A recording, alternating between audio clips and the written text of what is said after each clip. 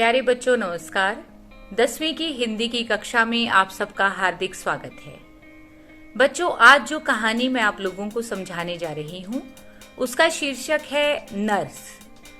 Nurse के बारे में आप सब लोग भली भांति जानते होंगे। जब भी हमें कोई शारीरिक तकलीफ होती है तो हम लोग अस्पताल में होते हैं और वहाँ पर डॉक्टरों के अलावा जो बहुत ही प्यार से हमारी देखभाल करती हैं उन्हें नर्स कहा जाता है।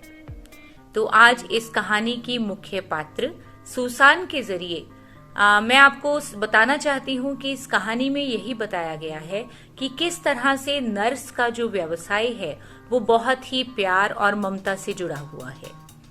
महेश इस कहानी का मुख्य पात्र है जो कि 6 वर्ष का है और उसे कुछ ऐसी तकलीफ है कि उसे अस्पताल में रहना पड़ता है। लेकिन उसकी माँ सरस्वती बहुत परेशान होती है क्योंकि जब भी वो महेश से मिलकर अस्पताल से वापस आने लगती है तो महेश बहुत रोता है और यहाँ तक कि वह अपनी छोटी बेटी मोना को अपने पड़ोसियों के घर में छोड़कर आती है। लेकिन फिर भी महेश को साथ साथ देखना समझाना उसके लिए बहुत मुश्किल हो जाता है। तो ऐसे में किस तरह से एक नर्स ने अपनी चतुरता और प्यार से महेश को उसका दिल जीत लिया, यही हम इस कहानी में पढ़ेंगे। तो आइए कहानी की शुरुआत करते हैं। नर्स। बच्चों, कहानी को अपने शब्दों में समझाती हूँ। नर्स कहानी की शुरुआत में 6 साल का एक नन्हा सा महेश अपनी माँ सरस्वती से जिद किए जा रहा था कि माँ तुम मत जाओ। उसकी माँ अस्पताल में उसे मिलने आई थी और वह जिद पे जिद कर रहा था, रो रहा था कि तुम मुझे छोड़कर मत जाओ। लेकिन माँ उसे समझाती रही कि बेटे वार्ड में कितने बच्चे हैं, किसी की मम्मी है उनके पास। लेकिन महेश माना ही नहीं और वो कह रहा था भले ही किसी की भी मम्मी ना हो पर मैं आपको नहीं जाने दूंगा। अस्पताल में मरीजों से मिलने का समय था 4 से 6 बजे और अब तो 6:15 बज चुके थे और उसे 2 बार कहा जा चुका था कि अब आप अस्पताल से जाइए। लेकिन महेश था कि रो रो कर उसका बुरा हाल रहा। वार्ड में तो कुल 12 बच्चे थे। दूसरे सभी बच्चों के पास जो मुलाकाती आए थे वे सभी जा चुके थे, लेकिन ये मम्मी मम्मी चिल्लाता हुआ ऑपरेशन के बाद से ही रो रहा था। और सरस्वती को अचानक ख्याल आया कि 9 नंबर वाला बच्चा थोड़े बच्चों से समझदार है, शायद वो 10 साल का होगा। इसलिए वो उसके पास जाकर बोली कि बेटे तुम आकर महेश से थोड़ी देर बातें करो तो मैं यहाँ से खिसक जाऊँ। अब बच्चे ने कहा कि वह पहले भी महेश से 2-3 बार बात करने की कोशिश कर चुका है पर महेश तो कोई बात सुनने को तैयार ही नहीं। तो सरस्वती बोली कि तुम उसे ऐसा करो, कोई कविता या कहानी सुनाना, तब तक मैं चुपके से निकल जाऊंगी। अब बालक को महेश के पास छोड़कर सरस्वती वार्ड से ऐसे निकली जैसे कोई चोर निकलता है। उसने जाते जाते भी महेश की पुकार सुनी पर वो जल्दी जल्दी कदम बढ़ाती हुई अस्पताल के गेट पर आ पहुंची। एक बार उसने वार्ड नंबर 11 की तरफ देखा तो उसकी आंखें बहने लगी। आंसू पोंछती हुई वह घर की ओर चल पड़ी। वार्ड में 9 नंबर वाला बच्चा भी महेश को समझाते हुए कह रहा था कि चिल्लाओगे तो दर्द ज़्यादा होगा, लेकिन महेश तो सुन ही नहीं रहा था। उसने बस मम्मी मम्मी की रट लगा रखी थी। अचानक उसे याद आया कि महेश की मम्मी ने कहानी सुनाने के लिए कहा था। फिर वो बोला कि तुम रोना बंद करो तो मैं तुम्हें कहानी सुनाऊं। मुझे नहीं सुननी कहानी, महेश तुरशी से बोला, बहुत सख्ती से बोला, नाराज होकर। 2-4 मिनट बाद ही 9 नंबर वाला बच्चा वापस अपने बिस्तर पर चला गया। अब 6:45 बजे खामोश वार्ड में केवल 5 नंबर वाले महेश की हिचकी भरी मम्मी मम्मी की रट सुन रही थी, क्योंकि वह रो रहा था और उस समय चारों ओर उसका रोना सुनकर बच्चे भी चुपचाप बैठे हुए थे। चुपचाप बैठे हुए बच्चे भी जब अपने आसपास डॉक्टर, नर्स, वार्ड बॉय या मेहतरानी को देखते तो शायद इसी सोच में डूब जाते कि अब वो 24 घंटों के बाद ही अपने घर वालों को देख पाएंगे। 7 बजे 2 नर्सें वार्ड में आई। बच्चों, उन दोनों नर्सों का नाम था मरिंडा और मांजरेकर। मरीजों के बिस्तर ठीक करती आपस में बातचीत कर रही थी और जैसे ही 4 नंबर बिस्तर पर पहुंची तो मरिंडा ने मांजरेकर से कहा कि देखो इस बच्चे ने किस तरह से चादर में अपना मुंह छुपा लिया है। रोज शाम को 6 बजे जैसे ही इसके पिता मिलकर जाते हैं यह बच्चा चादर में मुंह छुपाकर रोना शुरू कर देता है। मांजरेकर बोली, इट्स सैड। चौथे नंबर का बिस्तर सही करती मरिंडा बच्चे से बोली, देखो तुम्हारा पलंग कितनी अच्छी जगह रखा हुआ है खिड़की के पास। अरे खिड़की से बाहर तो देखो, आसमान दिख रहा है। और उसने उसके मुंह से चद्दर हटा दी। बच्चे ने नैपकिन उठाकर आंखें पोंछी और मरिंडा का कहा मानकर खिड़की से बाहर देखने लगा। 5 नंबर का बिस्तर ठीक करते हुए मांजरेकर ने कहा, यह बच्चा तो मम्मी को पुकारता हुआ इतना रोया है कि मन ही विचलित यानी बेचैन हो गया है। देखो ना अभी भी कैसे कांप रहा है। बच्चों याद आया ना 5 नंबर बिस्तर पर कौन था? महेश। मरिंडा बोली, सच में हमें रोज इन बच्चों के पास बैठकर प्यार और अपनेपन से बातें करनी चाहिए। मांजरेकर ने महेश की चद्दर ठीक करके उसे ढकते हुए कहा, यहाँ तो मरने तक की फुर्सत नहीं, इन बच्चों के साथ किस वक्त बैठकर बातें करें। मरिंडा ने नैपकिन से बच्चे का मुंह साफ कर मुस्कुराते हुए पूछा, पानी पियोगे? फिर उसके जवाब का इंतजार न कर पानी भरा गिलास जैसे ही उसकी तरफ बढ़ाया, महेश ने मुंह फेर लिया। मरिंडा ने वापस पानी का गिलास रख दिया और बच्चे के सिर पर हाथ फेर कर आगे बढ़ गई। अब बच्चों उन नर्सों के पास इतना समय ही नहीं था कि वो इतनी ज़्यादा देर बच्चों के पास बैठकर उनको मनाती। 8 बजे नाइट ड्यूटी वाली नर्स आई। बच्चों उस नर्स का नाम था सिस्टर सुसान। और उस नर्स के वार्ड में आते ही कई बच्चों के चेहरे पर मुस्कुराहट छा गई। 1 और 9 नंबर वाले बच्चे तो उसके स्वागत के लिए बिस्तर पर उठकर बैठ गए। सिस्टर ने उनकी ओर हाथ हिलाया और बच्चों का टेम्परेचर देख रिकॉर्ड करती यानी उनका शरीर का तापमान देखकर उन्हें दवा की डोज पिलाने लगी। सुसान जब 9 नंबर वाले बेड के पास पहुंची तो वह बोला, सिस्टर जो 5 नंबर है ना, सारा दिन मम्मी मम्मी कहकर रोया है। मेरा तो जिस दिन ऑपरेशन हुआ था मैंने क्राइस्ट को याद किया था, यानी ईश्वर को याद किया था। सिस्टर उसे एक कैप्सूल और गोली देते हुए बोली कि 5 नंबर अपनी माँ को ही क्राइस्ट समझता होगा। तो उस बच्चे ने कहा, माँ को कैसे क्राइस्ट समझता होगा? सुसान ने 8 नंबर की ओर बढ़ते हुए जवाब दिया, तुम्हें इसका जवाब बाद में दे दूंगी, तब तक good night. Susan 5 number bed पर पहुंची यानी महेश के पास। टेबल पर दवाइयों की ट्रे रखकर थर्मामीटर उठाते हुए महेश से बोली, कोई कोई बच्चा बहुत तंग करता है, परंतु तुम तो अच्छे बच्चे लग रहे हो, तुम तंग नहीं करोगे। महेश ने उसकी तरफ देखा। टेम्परेचर रिकॉर्ड करती हुई सुसान ने पूछा, छोटे बच्चे तुम्हारा नाम क्या है? महेश। अरे वाह, महेश तो मेरे बेटे का भी नाम है। और चुटकी बजाते हुए बोली, वह अभी बहुत छोटा है, नन्हा सा। पता है कितना सा? कितना सा? महेश ने पूछा। सुसान ने स्टूल पर बैठते हुए बताया, यह तुम्हारी बाँह है ना, बस तुम्हारी बाँह जितना, सिर्फ 3 महीने का है। मुझे इतना परेशान करता है कि बस। सुसान महेश का हाथ अपने हाथ में लेकर बोली, अभी जब मैं अस्पताल आ रही थी ना, तब इतना रोया कि मैं तुम्हें क्या बताऊं। महेश ने कुछ पूछना चाहा पर फिर चुपचाप सुसान को देखने लगा। सुसान ने उसे बताया, आखिर में पता है मैंने क्या किया? उसे आया की गोदी में देकर चली आई। अब शायद चुप हो गया होगा।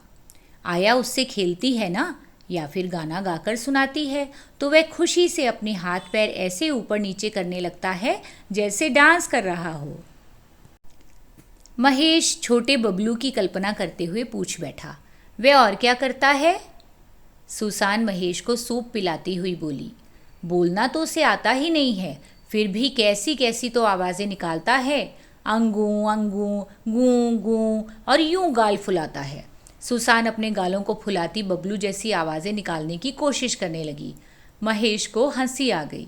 सुसान उसे दवाई पिलाती हुई बोली, मैं तुम्हें अपने शैतान बबलू की बहुत सी बातें बताऊंगी, लेकिन बाद में, अभी तो मुझे काम है ना। कोई भी काम हो तो बेल बजाकर मुझे बुला लेना, जैसे घर में मम्मी को बुलाते हो। अस्पताल में नर्स ही मम्मी होती है। दूसरे दिन शाम के 4 बजते ही सरस्वती अस्पताल की गेट तक पहुंच गई। बच्चों, सरस्वती याद है कौन है? महेश की माँ। कल बेटे का ऑपरेशन सफल हुआ, इसका उसे संतोष था, परंतु बेटे ने रात कैसे बिताई होगी यह सोचते ही घबरा गई। कल उसे रोता हुआ छोड़कर आना पड़ा था, आज उसे किस तरह छोड़कर आ पाएगी सोचते ही उसके माथे पर पसीना आ गया। और बेटे के पास जाकर सरस्वती ने क्या पूछा, बेटा कैसा है तू? अरे मम्मी तुम आ गई? महेश ने माँ के गले में बाहें डालते हुए पूछा। पापा कब आएंगे? आ जाएंगे थोड़ी देर में। मम्मी जब तक तुम मेरे पास आ रही थी तो मोना रो रही थी क्या? महेश ने छोटी बहन के लिए पूछा। सरस्वती लंबी सांस छोड़ते हुए बोली, नहीं नहीं, उसे पास वाले राजू के घर छोड़कर आई हूँ, वो उसे खेल खिलाते हैं ना। अब महेश अपनी माँ से बड़ी अच्छी तरह बातें कर रहा था। उसने कहा कि हमारी मोना अच्छी है, तुम उसे छोड़कर आई तब भी नहीं रोई, परंतु सिस्टर सुसान है ना, उसका बबलू बहुत ही शैतान है। वह बेचारी जब अस्पताल आती है तो बहुत रोता है। सरस्वती के दिल पर सिस्टर सुसान का नाम छप सा गया। उसने महेश से पूछा, तुम्हें किसने बताया कि सिस्टर सुसान का बबलू शैतान है? सिस्टर सुसान ने बताया। किस वक्त? रात को। बेटा तुम्हें रात में नींद आई थी? हाँ, महेश खुशी से बोला। सिस्टर सुसान ने दूध पिलाया, फिर कविता सुनाई। मम्मी उनकी आवाज़ इतनी प्यारी है। किसकी? सिस्टर सुसान की। हाँ, और मम्मी उसके बबलू का नाम भी महेश है। और मम्मी सिस्टर सुसान पता है क्या करती है? बबलू के बिस्तर के ऊपर जो डंडा है उसमें खिलौने को बांध देती है। सरस्वती के 2 घंटे कैसे निकल गए उसे पता ही नहीं चला, क्योंकि आज उसका बेटा महेश उसके साथ बातें जो कर रहा था। स्टूल से उठते हुए बेटे को प्यार करती हुई वो बोली, बेटे अब मैं जा रही हूँ, 6 बज गए हैं ना। हाँ मम्मी, जल्दी जाओ, मोना को राजू के घर से जल्दी ले आओ। आज बेटा घर जाने की इजाज़त यूँ खुशी खुशी देगा उसने सपने में भी नहीं सोचा था। और घर जाते जाते भी असंभव को संभव करने वाली, यानी जो नामुमकिन है उस बात को मुमकिन करने वाली सिस्टर सुसान की कल्पना करते हुए वो सोचने लगी कि कैसे होगी सुसान नाम की सोनपरी जिसने यह जादू कर दिखाया। बच्चों, 13 दिन के बाद महेश को अस्पताल से छुट्टी मिली। घर आकर वे अपनी छोटी बहन मोना और पड़ोस के दोस्तों से ऐसे मिला जैसे वर्षों बाद लौटा हो। सारा दिन खुशी से बिताते हुए वह शाम होते न होते भूल चुका था कि 13 दिन अस्पताल में बिताकर आ रहा है।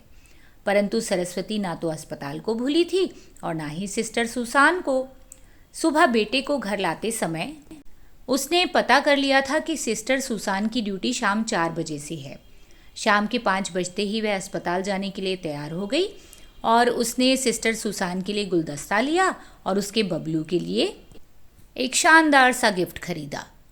अस्पताल जाते हुए उसे बहुत अजीब सी खुशी महसूस हो रही थी और 12 दिन से जिस औरत के प्रति, जिस स्त्री के प्रति उसका दिल शुक्रगुजार था, मतलब जिसका वह शुक्रिया अदा करना चाहती थी, उसके सामने पहुंचकर वो अपनी बातें कैसे कहेगी, वो यही सोच रही थी।